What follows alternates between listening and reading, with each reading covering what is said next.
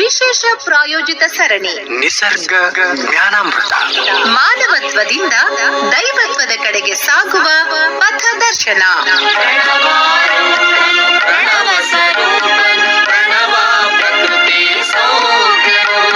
ಪ್ರಾಯೋಜಕರು ವೈದ್ಯ ಸಂಗಣ್ಣ ಯೋಗ ಮತ್ತು ನಿಸರ್ಗೋಪಚಾರ ಕೇಂದ್ರ, ಶ್ರೀ ಗುರು ಬಸವ ಮಹಾಮನೆ, ಮನಗುಂಡಿ, ಧಾರವಾಡ. ನಿಸರ್ಗ ಜ್ಞಾನಾಮೃತ. ಪ್ರಣವ ಷಡಂಗ ಸಮರಸ ನಮ್ಮ ಕೂಡಲ ಸಂಗಮ ದೇವರು. ಈ ಕಾರ್ಯಕ್ರಮಕ್ಕೆ ಶುಭಾಶಯ ಕೋರುತ್ತಾರೆ ಡಾಕ್ಟರ್ ಟಿ.ಎಲ್. ಪಾಟೀಲ್, ಕುಲಪತಿಗಳು, ಕೃಷಿ ವಿಶ್ವವಿದ್ಯಾಲಯ, ಧಾರವಾಡ. ಪ್ರಣವಾರೂಢನು ಪ್ರಣವ ಸ್ವರೂಪನು ಪ್ರಣವ ಪ್ರಕೃತಿ ಸೌಖ್ಯನು ಪ್ರಣವ ಪ್ರಕೃತಿ ಸೌಖ್ಯನು ಪ್ರಣವ ಪ್ರಕೃತಿ ಸೌಖ್ಯನು. ಆತ್ಮೀಯ ಕೇಳುಗರೆ, ನಿಸರ್ಗ ಜ್ಞಾನಾಮೃತ ಮಾನವತ್ವದಿಂದ ದೈವತ್ವದೆಡೆಗೆ ಸಾಗುವ ಪಥದರ್ಶನ ಕಾರ್ಯಕ್ರಮದ 8ನೇ ಸಂಚಿಕೆಗೆ ತಮ್ಮೆಲ್ಲರನ್ನ ಪ್ರೀತಿಯಿಂದ ಸ್ವಾಗತಿಸ್ತಾ ಇದ್ದೇವೆ. ನಮಸ್ಕಾರ. ನಮ್ ಜೊತೆ ಸ್ಟುಡಿಯೋದಲ್ಲಿ ವೈದ್ಯ ಸಂಗಣ್ಣ ಯೋಗ ಮತ್ತು ನಿಸರ್ಗೋಪಚಾರ ಕೇಂದ್ರ, ಶ್ರೀ ಗುರು ಬಸವ ಮಹಾಮನೆಯ ಶ್ರೀ ಬಸವಾನಂದ ಸ್ವಾಮೀಜಿಯವರಿದ್ದಾರೆ. ನಮಸ್ಕಾರ ಸ್ವಾಮೀಜಿ. ನಮಸ್ಕಾರ ಮೇಡಮ್. ಕೇಳುಗರೆ, ನಾವು ಹಿಂದಿನ ವಾರ ಮೋಹದ ಬಗ್ಗೆ ಮಾತಾಡ್ತಾ ಇದ್ವಿ. ಮೋಹನೇ ಇನ್ನೂ ಮುಗ್ದಿಲ್ಲ. ಅಂದ್ರೆ ಈ ಮೋಹ ಎಷ್ಟು ದೊಡ್ಡದು, ಈ ಮೋಹ ಅನ್ನೋದು ಮುಗಿಯೋದಿಲ್ಲ ಅನ್ನೋದ್ರ ಬಗ್ಗೆ ಇನ್ನಷ್ಟು ಸವಿಸ್ತಾರವಾಗಿ ಸ್ವಾಮೀಜಿಯವರು ಹೇಳ್ಕೊಡೋರಿದ್ದಾರೆ. ಕೇಳ್ಬಿಡೋಣಂತೆ. ಈ ಮೋಹದ ಗುಣ ಒಂದಿದೆ, ನೀವೆಲ್ಲ ಸೂಕ್ಷ್ಮವಾಗಿ ಗಮನಿಸಿ. ಇಬ್ರು ಮೋಹಿಗಳಿರ್ತಾರಲ್ಲ ಪರಸ್ಪರರು, ಅದ್ರಲ್ಲಿ ಒಬ್ಬರು ಒಂದ್ ಕಡೆಯಿಂದ ಮಾತ್ರ ಮೋಹ ಇರುತ್ತೆ, ಇನ್ನೊಂದ್ ಕಡೆಯಿಂದ ಮೋಹ ಇರಲ್ಲ. ಇದನ್ನ ಸಾಮಾನ್ಯವಾಗಿ ನೋಡ್ತೀವಿ. ಎರಡೂ ಕಡೆಯಿಂದ ಮೋಹ ಇದ್ರೆ ಅದು ಮೋಹ ಆಗಿ ಉಳಿಯಲ್ಲ, ಅದು ಪ್ರೇಮ ಆಗತ್ತೆ, ಭಕ್ತಿ ಆಗತ್ತೆ, ಅದು ಒಳ್ಳೆ ಪರಿಣಾಮವನ್ನು ಉಂಟು ಮಾಡುತ್ತೆ. ಒಂದ್ ಕಡೆ ಮೋಹ ಬೆಳೆದು ಅಂದ್ರೆ ಹೇಳ್ತಿರ್ತಾರೆ, ಹುಡುಗ ಕೆಡ್ತಾನೆ ಇದ್ದಾನೆ, ಆದ್ರೆ ತಂದೆ ಬೈಬೇಕು ಅಥವಾ ಬುದ್ಧಿ ಹೇಳ್ಬೇಕು ಅಂತ ತಂದೆ ಪ್ರಯತ್ನ. ಕೆಲವು ಸಾರಿ ತಾಯಿ ಮೋಹಿ ಆಗ್ಬಿಟ್ಟಿರ್ತಾನೆ, ಇಲ್ಲ ಅವನಿಗೇನು ಹೇಳ್ಬೇಡಿ, ಬೇಗ ಎದ್ದಳೋ ಅಂತ ಹೇಳ್ತಿರ್ತಾರೆ ಒಬ್ರು. ಅಥವಾ ಕೆಲವು ಸಾರಿ ತಂದೆನೆ ಮೋಹ ಮಾಡ್ಬೋದು, ತಾಯಿ ಬುದ್ಧಿ ಹೇಳ್ತಿದ್ರೆ ತಂದೆ ಅಡ್ಡ ಬರೋದು, ತಂದೆ ಬುದ್ಧಿ ಹೇಳ್ತಿದ್ರೆ ತಾಯಿ ಅಡ್ಡ ಬರೋದು. ಹೀಗಾಗ್ಬಾರ್ದು. ನಿಮ್ಮ ಮೋಹ ಅವನ ಕೆಡುವಿಕೆಗೆ ಕಾರಣ ಆಗ್ಬಾರ್ದು. ಆದ್ರಿಂದ ತಂದೆ ತಾಯಿಗಳು ಇಬ್ರು ಒಂದೇ ನಿರ್ಣಯ ತಗೋಬೇಕು. ಕೆಲವು ಸಾರಿ ನಮ್ಗೆ ವಿರುದ್ಧ ಅಂತ ಅನಿಸ್ಬೋದು, ಯಾಕೆ ಇಷ್ಟ ಕಾಡಿಸ್ತಾಳೆ ಮಗುಗೆ, ಯಾಕೆ ಇಷ್ಟ ತೊಂದ್ರೆ ಕೊಡ್ತಾಳೆ ಅಂತ ನಮ್ಗ ಅನಿಸ್ಬೋದು, ಅಥವಾ ತಂದೆಗೆ ಅನಿಸ್ಬೋದು, ಕೆಲವು ಸಾರಿ ತಾಯಿಗೆ ಅನಿಸ್ಬೋದು. ಅಲ್ಲಿ ಆ ಮಗುವಿನ ಹಿತ ಇರುತ್ತೆ ಹೊರತು ಅದ್ರ ವಿರುದ್ಧ ಇರಲ್ಲ. ಅದೇ, ಮಗು ಸರಿಯಾದ ಮಾರ್ಗದಲ್ಲಿ ನಡಿಬೇಕು ಅನ್ನುವಾಗ ಅವನನ್ನ ಸ್ವಲ್ಪ ಕಂಟ್ರೋಲ್ ಮಾಡೋದು ಒಳ್ಳೇದೇ. ಅಥವಾ ಶಿಕ್ಷೆ, ಅಥವಾ ಅವನಿಗೆ ಬುದ್ಧಿ ಹೇಳ್ಬೇಕಾಗಿದೆ. ಇತ್ತೀಚೆಗೆ ಏನ್ ಮೆಂಟಾಲಿಟಿ ಬೆಳೀತಾ ಇದೆ ಅಂದ್ರೆ, ಮಕ್ಕಳು ಎದುರಿಗೆ ತಪ್ಪು ಮಾಡ್ತಿರ್ತಾರೆ. ಅಂದ್ರೆ ಯಾರಿಗೋ ಅವಾಚ್ಯ ಶಬ್ದಗಳನ್ನ ಮಾತಾಡೋದು, ಏಕವಚನದಲ್ಲಿ ಮಾತಾಡೋದು. ತಾಯಿ ತಂದೆಗಳು ಇಬ್ರು ಇರ್ತಾರೆ, ಬುದ್ಧಿನೇ ಹೇಳಲ್ಲ. ಆಮೇಲೆ ಕೆಲವು ಈ ಶಿಕ್ಷಣ ಪದ್ಧತಿನಲ್ಲೂ ಕೂಡ ಸ್ವಾಮೀಜಿ, ನಾನು ಕೇಳಿದೀನಿ ಎಷ್ಟೋ ಸರ್ತಿ ಶಾಲೆಯಲ್ಲಿ ಮಕ್ಕಳು ಗುರುಗಳಿಗೆ ನೀವ್ ಹೇಳ್ದಂಗೆ ಏನೋ ಏಕವಚನದಲ್ಲಿ ಮಾತಾಡೋದಾಗ್ಲಿ, ಅಥವಾ ಅವರಿಗೆ ಅವನು ಇವನು ಅಂತ ಹೇಳಿ ಉಚ್ಚಾರಣೆ ಮಾಡೋದು, ಶಿಕ್ಷಕರಿಗೇನೆ ಆತರ, ಅಥವಾ ಅವ್ರಿಗೆ ಬೈಯೋದಾಗ್ಲಿ, ಆತರ ಆದಾಗ ಇತರೆ ಶಿಕ್ಷಕರು ಅಥವಾ ಯಾರೋ ಒಬ್ಬರಿಗೆ ಮಾತಾಡಿದಾಗ ಅಥವಾ ಮುಖ್ಯೋಪಾಧ್ಯಾಯರು ದಂಡಿಸುವ ಪ್ರಸಂಗ ಬರ್ಬೋದು. ಆದ್ರೆ ದುರ್ದೈವ ಅಂದ್ರೆ ಈಗಿನ ಶಿಕ್ಷಣ ತಜ್ಞರು ಕೆಲವರು, ಎಲ್ರು ಅಲ್ಲ, ಕೆಲವರು ಇಲ್ಲ, ಮಕ್ಕಳಿಗೆ ನೀವು ಸಿಟ್ಟಿನ ದೃಷ್ಟಿಯಿಂದ ನೋಡ್ಲೂಬಾರ್ದು, ಅದು ತಪ್ಪು, ಇದು ಪಾಶ್ಚಿಮಾತ್ಯರ ಅತಿ ಸಂವೇದನಾಶೀಲತೆ, ಇದು ಒಳ್ಳೇದಲ್ಲ. ಯಾಕಂದ್ರೆ ನೀವು ಪ್ರೀತಿ ಕೊಡ್ತೀರಾ ಅಂತಂದ್ಮೇಲೆ ಮಗುಗೆ ಎಲ್ಲದೂ ನೀವು ಅನುಕೂಲ ಮಾಡ್ಕೊಡ್ತಾ ಇದ್ದೀರಾ ಅವನ ಬೆಳವಣಿಗೆಗೆ. ನೀವು ಶಿಕ್ಷೆ ಕೊಡ್ಲಿಲ್ಲ ಅಂದ್ರೆ, ಈಗ ನೀವು ಒಂದು ಹೂವಿನ ಗಿಡ ಬೆಳೆಸ್ಬೇಕಾಗಿದೆ, ನೀರ್ ಕೊಡ್ತೀರಾ, ಗೊಬ್ಬರ ಹಾಕ್ತೀರಾ, ಎಲ್ಲ ಮಾಡ್ತೀರಾ, ಸೂರ್ಯನ ಕಿರಣ ಇಲ್ಲದೆ ಹೋದ್ರೆ. ಹೌದು. ಅಂದ್ರೆ ಮಗು ಒಳ್ಳೆಯ ಮಾರ್ಗದಲ್ಲಿ ನಡಿಬೇಕು ಅಂತ ಇದ್ದಾಗ ಅವನೇನಾದ್ರೂ ತಪ್ಪು ಮಾಡ್ತಾ ಇದ್ರೆ ಅವರನ್ನ ಸರಿಯಾದ ದಾರಿಗೆ ತರಬೇಕಾಗಿದ್ದು ಕೂಡ ನಮ್ಮ ಕರ್ತವ್ಯ ಆಗಿರುತ್ತೆ. ಕರ್ತವ್ಯ. ಆವಾಗ ದಂಡಿಸುವ ಪ್ರಸಂಗ ಕೂಡ ಬರ್ಬೋದು. ಈಗ ನಾನು ಚಿಕ್ಕವನಿದ್ದಾಗ ನನಗೆ ಬ್ರೈಲ್ ಲಿಪಿ ಬೇಗ ಬರ್ಲಿಲ್ಲ, ಅವಾಗ ಒಬ್ರು ಶಿಕ್ಷಕರು ನನಗೆ ಹೊಡೆದು ಕಲ್ಸಿದ್ರು. ಅವಾಗ ಅವ್ರ ಮೇಲೆ ಒಂಥರ ಬೇಜಾರು ಅಥವಾ ಸಿಟ್ಟು ಇರ್ತಿತ್ತು. ಆದ್ರೆ ಈಗ ಎಲ್ಲಾ ಶಿಕ್ಷಕರಿಗಿಂತ ಹೆಚ್ಚಾಗಿ ನೆನ್ಸೋದು ಅವ್ರನ್ನೇ. ಯಾರು ಶಿಕ್ಷೆ ಕೊಟ್ಟಿದ್ರು ಅವ್ರನ್ನೇ ಹೆಚ್ಚು ನೆನೆಸ್ತೀವಿ ನಾವು. ಯಾಕಂದ್ರೆ ನಿಮ್ಗ ಆ ಒಂದು ವಿದ್ಯೆ ಒಲಿತಾರ, ಒಳ್ಳೆ ಸ್ಥಾನಕ್ಕೆ ಬಂದಾಗ ಅವಾಗ ನಮಗೆ ಯಾರು ಹಿತ ದೃಷ್ಟಿಯಿಂದ ಶಿಕ್ಷೆ ಕೊಟ್ಟಿರ್ತಾರೆ ಅವ್ರನ್ನೇ ನೆನೆಸ್ತೀವಿ. ಆದ್ರಿಂದ ಮೋಹ ಅನ್ನುವಂಥದ್ದು ಇನ್ನೊಬ್ಬರ ಅವನತಿಗೆ ಕಾರಣ ಆಗ್ಬಾರ್ದು. ಅಂತದ್ದು ಒಂದು ಪ್ರಸಂಗವನ್ನ ಒಬ್ರು ಜ್ಞಾನಿಗಳಾದಂತಹ ಗುರುಗಳು ತಿದ್ದಿದ ಒಂದು ಪ್ರಸಂಗ ನಿಮಗೆ ಹೇಳ್ಬೇಕು. ಹೇಳಿ. ಭರ್ತೃಹರಿ ಅಂತ ಹೇಳಿ ನೀವೆಲ್ಲ ಹೆಸರು ಕೇಳಿರ್ತೀರಿ. ಬಹಳ ಪ್ರಸಿದ್ಧವಾದ ರಾಜ. ಅವನ ಮುಂದೆ ವೈರಾಗ್ಯಶಾಲಿ ಆದ. ಅಂದ್ರೆ ಅದ್ಭುತವಾದಂತ ಶತಕಗಳ ತ್ರಯಗಳನ್ನು ಕೊಟ್ಟ. ಶೃಂಗಾರ ಶತಕ, ವೈರಾಗ್ಯ ಶತಕ, ನೀತಿ ಶತಕ ಅಂತ ಹೇಳಿ 3 ಶತಕಗಳನ್ನ ಅವನ್ ರಚನೆ ಮಾಡ್ದ. ಅವನ ಪೂರ್ವಾಶ್ರಮದಲ್ಲಿ ನಡೆದ ಘಟನೆ. ಬಹಳ ಯುವಕ, ಇನ್ನು ಸುಮಾರು 25 ವರ್ಷದ ಒಳಗಡೆ. ಆಮೇಲೆ ಒಳ್ಳೆ ರಾಜ ಅನಿಸ್ಕೊಂಡ್ಬಿಟ್ಟಿದ್ದ. ಅವಾಗ್ಲೇ ಒಳ್ಳೆ ರಾಜ, ಎಲ್ರಿಗೂ ಬೇಕಾದಂತವನು. ಅವನಿಗೆ ಒಬ್ಬ ಗುರುಗಳು ಇದ್ರು. ಅವ್ರ ದೂರದಲ್ಲಿ ಎಲ್ಲ ಆಶ್ರಮದಲ್ಲಿ ಇರ್ತಾ ಇದ್ರು. ಒಂದ್ ದಿವ್ಸ ರಾಜನ್ ಕಾಣಕ್ ಬಂದ್ರು. ರಾಜನ್ ಕಾಣಕ್ ಬಂದ್ಬಿಟ್ಟು ಅವನಿಗೊಂದು ಹಣ್ಣು ಕೊಟ್ರು, ವಿಶೇಷವಾದ ಹಣ್ಣು. ಅವ್ನ್ ನೋಡೇ ಇಲ್ಲ ಆ ಹಣ್ಣನ್ನ. ಏನು ಗುರುಗಳೇ ಇದು? ಏನಿಲ್ಲಪ್ಪ, ಇದು ದೇವತೆಗಳಿಂದ ವರವಾಗಿ ಸಿಕ್ಕಂತ ಹಣ್ಣು ನನಗೆ. ಅದನ್ನ ನಿನಗ್ ಕೊಡ್ತಾ ಇದ್ದೀನಿ. ಯಾಕೆಂದ್ರೆ ಈ ಹಣ್ಣು ಯಾರು ತಿಂತಾರೋ ಅವ್ರ ಯೌವನ ಖಾಯಂ ಆಗಿರ್ತದೆ. ಚಿರ ಯೌವನಸ್ಥನಾಗಿರ್ತೀಯ ನೀನು, ಎಂದು ಮುಪ್ಪೆ ಆಗಲ್ಲ ನಿನ್ಗೆ. ನಾನಂತೂ ಮುದುಕ ಆಗ್ಬಿಟ್ಟೆ. ಈಗ ನನಗೆ ದೇವತೆಗಳು ಕೊಟ್ಟಿದ್ದಾರೆ, ನಾನ್ ತಿಂದ್ರೆ ಏನ್ ಪ್ರಯೋಜನ ಇಲ್ಲ. ಆದ್ರಿಂದ ನೀನ್ ತಿನ್ಲಿ ಅಂತ ತಂದ್ಕೊಟ್ಟಿದೀನಿ ಅಂತ. ಬರ್ತಿರೋರಿಂತಾನೆ, ಆಯ್ತು ಗುರುಗಳೇ, ನಾನು ಆಮೇಲೆ ಸ್ವೀಕರಿಸ್ತೀನಿ ಅಂತೇಳಿ ಗುರುಗಳಿಗೆ ಸನ್ಮಾನ ಮಾಡಿ ಅವರಿಗೆ ಏನು ಭಕ್ತಿ ಸಮರ್ಪಣೆ ಮಾಡಿ ಕಳಿಸ್ಬಿಟ್ಟ. ಹೋದ್ರು ಗುರುಗಳು. ಇವನ್ ಆಲೋಚನೆ ಮಾಡ್ದ, ನಾನು ಈ ಹಣ್ಣು ತಿಂದು ಖಾಯಂ ಯೌವನ ಉಳಿಸ್ಕೊಂಡೆ. ಅವನು ಹೆಂಡತಿ ರಾಣಿ, ಏಕಪತ್ನಿ ವ್ರತಸ್ಥವನು. ನನ್ನ ರಾಣಿ ಮುದುಕಿ ಆಗ್ಬಾರ್ದು, ಆದ್ರಿಂದ ಇದನ್ನ ರಾಣಿ ತಿನ್ಲಿ ಅಂತ ಅವನಿಗೆ ರಾಣಿಗೆ ತಗೊಂಡೋಗ್ ಕೊಟ್ಟ. 3-4 ದಿವಸ ಆಯ್ತು, ಕೊಟ್ಬಿಟ್ಟ, ಮರ್ತ್ಬಿಟ್ಟ.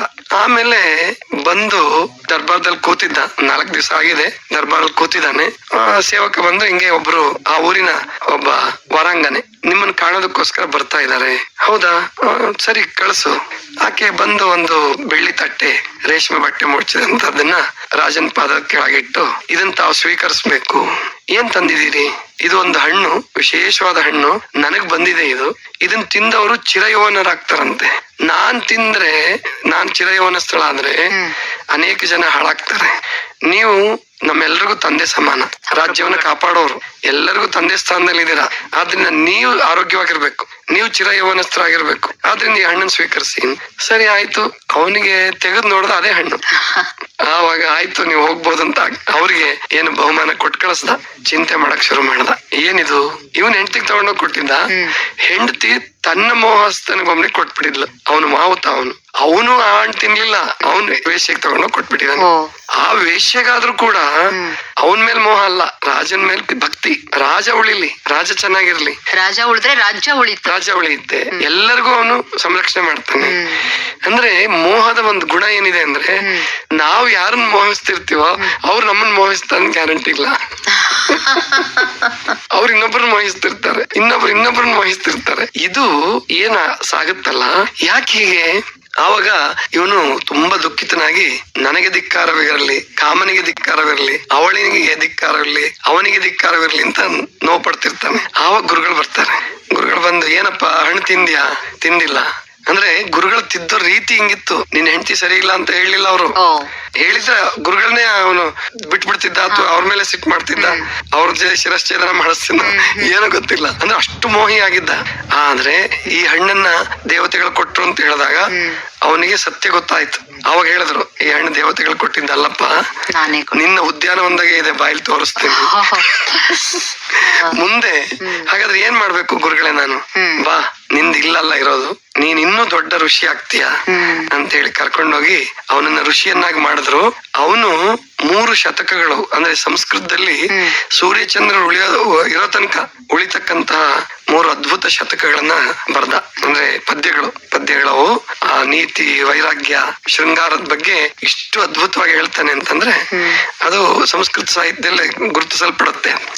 ಅಂದ್ರೆ ಮೋಹ ಅನ್ನುವಂಥದ್ದು ತಪಸ್ಸಿಗೆ ಕಾರಣ ಆಯ್ತು. ಅದು ಇಂಥವ್ರು ಒಳ್ಳೆಯವರು, ಇದು ಸರಿನಾ, ಇದು ತಪ್ಪ ವಿಮರ್ಶೆ ಅಲ್ಲ, ಅದು ಅವನ ಪರಿವರ್ತನೆಗೆ ಕಾರಣ ಆಯ್ತು. ಹಾಗೆ ನಮ್ಮ ಜೀವನದಲ್ಲೂ ಕೂಡ ನಾವು ಯಾರು ಋಷಿಗಳಾಗ್ಬೇಕು ಅಂತ ನಾವೇ ನಿರೀಕ್ಷೆ ಮಾಡದೇ ಇದ್ರು ಕೂಡ, ಕಡೆ ಪಕ್ಷ ನಾವು ಒಳ್ಳೆಯ ತಂದೆ, ಒಳ್ಳೆಯ ತಾಯಿ, ಒಳ್ಳೆಯ ಮಕ್ಕಳು, ಒಳ್ಳೆಯ ರಾಷ್ಟ್ರಭಕ್ತ, ಈ ರೀತಿ ಆಗೋದಕ್ಕೆ ಅವಕಾಶ ಇದೆ. ಈಗ ಒಬ್ರಿಗೆ ಯಾರಿಗೋ ಕುಡಿತದಲ್ಲಿ ಮೋಹ ಇದೆ, ಬೆಳಿಗ್ಗೆ ಎದ್ದು ಕೂಡ್ಲೆ ಕಾಫಿ ಟೀ ಕುಡಿಯಲ್ಲ ಅವನು, ಅಥವಾ ನೀರ್ ಕುಡಿಯಲ್ಲ, ನೇರವಾಗಿ ಅಂಗಡಿ ತೆಗ್ಸ್ಬಿಟ್ಟು ಅದನ್ನೇ ಕುಡಿದು ಬಿಡ್ತಾನೆ, ಸಾಯ್ತೀನಿ ಅಂತ ಗೊತ್ತಿದೆ. ಅದೇ ಮೋಹವನ್ನ ತನ್ನ ನಂಬಿಕೊಂಡಿದ್ದಂತ ಹೆಂಡತಿ ಮಕ್ಳ ಮೇಲೆ ಹರಿಸಿದ್ರೆ ಉದ್ಧಾರ ಆಗೋಗ್ಬಿಡ್ತಾರ. ಸಮಾಜಮುಖಿಯಾಗಿ ಸಾಕಷ್ಟು ಸೇವೆ ಸಲ್ಲಿಸಿದ್ರು ಕೂಡ ಆ ಸಂತೋಷ ಕೂಡ ಕೂಡ ನಮ್ಮನ್ನ ದೈವತ್ವದೆಡೆಗೆ ತೆಗೆದುಕೊಂಡು ಹೋಗ್ತದೆ. ಖಂಡಿತ. ಅಂದ್ರೆ ನಾವು ನಮ್ಮ ಸ್ವಂತ ಅಂದ್ರೆ ಸ್ವಾರ್ಥವನ್ನ ವಿಚಾರ ಮಾಡಬಾರ್ದು. ಸ್ವಾರ್ಥಕ್ಕಾಗಿ ನಾವು ಮೋಹಿತರಾಗದೇನೆ ಅದನ್ನ ಸಮಾಜಮುಖಿಯಾಗಿ ತೆಗೆದುಕೊಂಡು ಹೋಗ್ಬೇಕು. ಆಮೇಲೆ ಇವಾಗ ಪರಿಸರದ ವಿಷಯ ಇದೆ, ಸ್ವಚ್ಛತಾ ವಿಷಯ ಇದೆ. ನಾವು ಆ ಸ್ವಚ್ಛತೆ ಮಾಡೋದ್ರಲ್ಲಿ ಮೋಹ ಬೆಳೆಸ್ಕೊಳ್ಳೋಣ. ಕಸ ಬಿದ್ರೆ ಅದೆಲ್ಲಾರು ಬಿದ್ದಿರ್ಲಿ, ನಮ್ಮ ಮನೆ ಮುಂದೆ ಬಿದ್ದಿದ್ದು ಕಸನೇ ತೆಗಿಬೇಕು ಅಥವಾ ನಮ್ಮ ಮನೆ ಕಸ ಮಾತ್ರ ತೆಗಿಬೇಕು ಅಂತ ಇಟ್ಕೊಳ್ಳೋದು ಬೇಡ. ಜಂಗಮ ಮೋಹ ಅಂದ್ರೆ ಅದು ಅದ್ಭುತವಾದಂತದ್ದು. ಸಮಾಜದ ಬಗ್ಗೆ ಇರ್ತಕ್ಕಂತ ಕಾಳಜಿ ಕೂಡ ಜಂಗಮ ಮೋಹನೆ. ಅಂದ್ರೆ ವಿಶ್ವಮಾನವನ ಒಂದು ವಿಚಾರ ಬಂದ್ಬಿಡುತ್ತೆ. ಆದ್ರಿಂದ ಅಂತ ಮೋಹಿಗಳಾಗಿ ಅಂತ ನಾನು ಎಲ್ರಿಗೂ ಹೇಳೋದು. ಆ ಮೋಹ ನಿಮ್ಮನ್ನ ಉದ್ಧಾರ ಮಾಡುತ್ತೆ. ಈಗ ಈ ಸಾಲುಮರದ ತಿಮ್ಮಕ್ಕನ ಎಲ್ರು ನೆನೆಸ್ತೀರಿ. ನಿಜ. ಅವ್ರಿಗೆ ಮಕ್ಳಿಲ್ಲ ಅಂತ ತಿಳ್ಕೊಂಡು ಆಕೆ ಚಿಂತೆ ಮಾಡ್ಕೊಂತ ಕೂತಿದ್ರೆ ಇವತ್ತು ಆಕೆ ಸಾಲುಮರದ ತಿಮ್ಮಕ್ಕ ಆಗ್ತಿರ್ಲಿಲ್ಲ, ಬರೀ ತಿಮ್ಮಕ್ಕ ಆಗೋಗ್ಬಿಡ್ತಿದ್ರು. ನಿಜ. ಇವತ್ ಸಾಲುಮರದ ತಿಮ್ಮಕ್ಕ ಆಗಿದ್ದು ಏನಕ್ಕೆ ಅಂದ್ರೆ ಆ ಮಕ್ಕಳ ಮೋಹನ ಬದಲಾವಣೆ ಮಾಡಿ ಚಿಂತೆಯನ್ನಾಗಿ ಪರಿವರ್ತನೆ ಮಾಡ್ಲಿಲ್ಲ, ಮರಗಳನ್ನ ಮೋಹಿಸ್ಬಿಟ್ರು ಅವ್ರು. ಮರಗಳಿಗೆ ನೀರು ಉಣಿಸಿದ್ರು, ಮರಗಳಿಗೆ ಪಾತಿ ಮಾಡಿದ್ರು. 4 ಕಿಲೋಮೀಟರ್ ಅದೇನು ಬೆಳೆದ್ರಲ್ಲ ಸಾವಿರಾರು ಗಿಡಗಳನ್ನ, ಅದರಿಂದ ಅವರು ಇವತ್ತು ಸಾಲುಮರದ ತಿಮ್ಮಕ್ಕ ಆದ್ರು. ಇದು ಮೋಹವನ್ನ ಪರಿವರ್ತನೆ ಮಾಡೋದಂದ್ರೆ ಹೀಗೆ. ಇಂತಹ ಒಂದು ಅದ್ಭುತವಾದಂತಹ ಕಲೆಯನ್ನ ನಮ್ಮ ಈ ಮಾನವತ್ವದಿಂದ ದೈವತ್ವದ ಕಡೆಗೆ ಸಾಗುವ ಪಥದರ್ಶನ ಅನ್ನುವಂಥದ್ದು ಹೇಳ್ಕೊಡುತ್ತೆ. ಹೌದು, ನಿಜ ಸ್ವಾಮೀಜಿ. ನಾವು ಕೂಡ ತಿಳ್ಕೊಳ್ಬೇಕು, ನಾವು ಮೋಹ ಎದ್ರ ಮೇಲೆ ಇಡಬೇಕು ಅನ್ನೋದ್ರ ಬಗ್ಗೆ ಸಾಕಷ್ಟು ವಿಚಾರಗಳನ್ನ ತಾವು ತಿಳಿಸ್ಕೊಡ್ತಾ ಇದ್ದೀರಿ. ಕೇಳುಗರೆ, ಈಗ ವೇಳೆ ಆಗ್ತಾ ಇದೆ. ಈ ಸಂಚಿಕೆಯನ್ನ ಇಲ್ಲಿಗೆ ನಾವು ಮುಗಿಸ್ತಾ ಇದ್ದೀವಿ. ಕೇಳುಗರೆ, 6ನೇ ಸಂಚಿಕೆಗೆ ಸರಿಯಾಗಿ ಉತ್ತರಿಸಿ ಯಾರು ವಿಜೇತರಾಗಿದ್ದಾರೆ ಅಂತ ಹೇಳಿ ಈಗ ತಿಳ್ಕೊಳ್ಳೋ ಸಮಯ. ಹಾಗಿದ್ರೆ ಬನ್ನಿ ಯಾರು ಅಂತ ಹೇಳಿ ನೋಡ್ಬಿಡೋಣ. ಶೈಲಜಾ ಅವರು ಈಗ ಯಾರು ವಿಜೇತರು ಅಂತ ಹೇಳ್ತಾರೆ, ಕೇಳೋಣಲ್ಲ. ಮತ್ತೆ ಮುಂದಿನ ಕಾರ್ಯಕ್ರಮದಲ್ಲಿ ಭೇಟಿಯಾಗೋಣ. ನಮಸ್ಕಾರ. ನಮಸ್ಕಾರ. ಈ ವಾರದ ಪ್ರಶ್ನೆ: ಭರ್ತೃಹರಿ ಋಷಿ ಬರೆದಂತಹ 3 ಶತಕಗಳ ಹೆಸರುಗಳನ್ನು ಬರೆಯಿರಿ. ಪ್ರಶ್ನೆ ಇನ್ನೊಮ್ಮೆ: ಭರ್ತೃಹರಿ ಋಷಿ ಬರೆದಂತಹ 3 ಶತಕಗಳ ಹೆಸರುಗಳನ್ನು ಬರೆಯಿರಿ. ತಮ್ಮ ಉತ್ತರಗಳನ್ನು ಕಳಿಸಲು ವಿಳಾಸ: ಶ್ರೀ ಗುರು ಬಸವ ಮಹಾಮನೆ, ಚನ್ನಯ್ಯನಗಿರಿ, ಮನಗುಂಡಿ, ಧಾರವಾಡ. ಪೋಸ್ಟ್ ಬಾಕ್ಸ್ ಸಂಖ್ಯೆ 1, ಪಿನ್ ಕೋಡ್ ನಂಬರ್ 580007. ತಮ್ಮ ಉತ್ತರಗಳನ್ನು ವಾಟ್ಸ್ಆಪ್ ಸಂಖ್ಯೆ ಮೂಲಕವೂ ಕಳಿಸಬಹುದು. ಸಂಖ್ಯೆ 8073979683. ಕೇಳುಗರೆ, 6ನೇ ಸಂಚಿಕೆಯ ಪ್ರಶ್ನೆ: ಲೋಭದ 3 ಪ್ರಕಾರಗಳು ಯಾವುವು? ಉತ್ತರ: ತನುಲೋಭ, ಮನಲೋಭ ಹಾಗೂ ಧನಲೋಭ. ಸರಿಯಾಗಿ ಉತ್ತರಿಸಿ ಬಹುಮಾನಕ್ಕೆ ಆಯ್ಕೆಯಾದ ನಮ್ಮ ಅದೃಷ್ಟಶಾಲಿ ಶ್ರೋತೃಗಳು: ಮೊದಲ ಅದೃಷ್ಟಶಾಲಿಗಳು ಪ್ರಿಯಾ ಕುಂದಗೋಳ್, ದ್ವಿತೀಯ ದರ್ಜೆ ಸಹಾಯಕರು, ಹಿರಿಯ ವಿಭಾಗೀಯ ನ್ಯಾಯಾಲಯ, ಶಿಗ್ಗಾವಿ. ಎರಡನೆಯ ಅದೃಷ್ಟಶಾಲಿ ವಿಜೇತರು ಸಮೀನಾ ದಳವಾಯಿ, 7ನೇ ತರಗತಿಯ ವಿದ್ಯಾರ್ಥಿನಿ, ಮರೇಗುದ್ದಿ, ಜಮಖಂಡಿ ತಾಲೂಕು, ಬಾಗಲಕೋಟೆ ಜಿಲ್ಲೆ.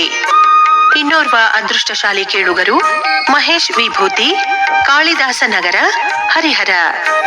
ವಿಜೇತರಿಗೆ ಅಭಿನಂದನೆಗಳು. ಕೇಳುಗರೆ, 7ನೇ ಸಂಚಿಕೆಯ ವಿಜೇತರ ಹೆಸರುಗಳನ್ನು ಮುಂದಿನ ಸಂಚಿಕೆಯಲ್ಲಿ ತಿಳಿಸಲಾಗುವುದು.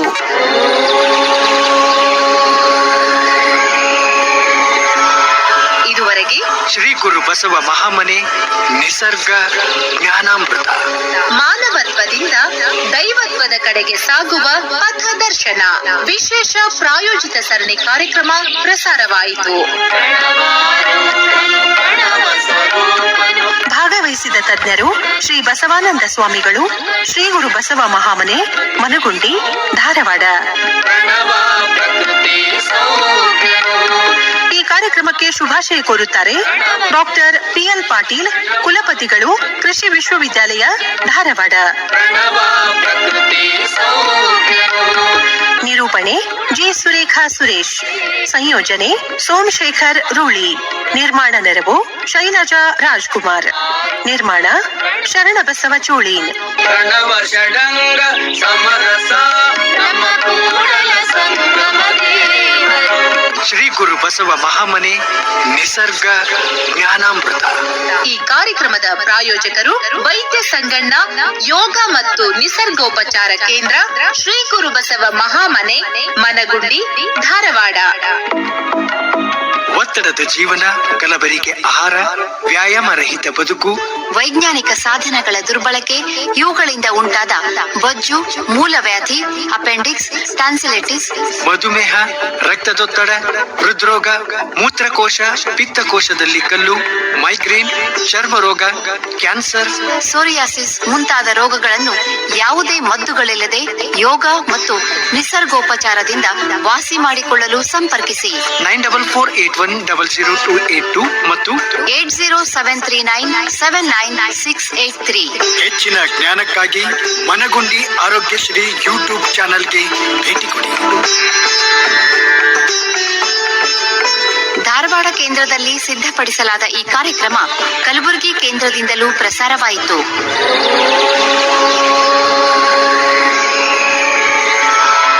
ಮತ್ತೆ ಮುಂದಿನ ಗುರುವಾರ ನಿಸರ್ಗ ಜ್ಞಾನಾಮೃತ.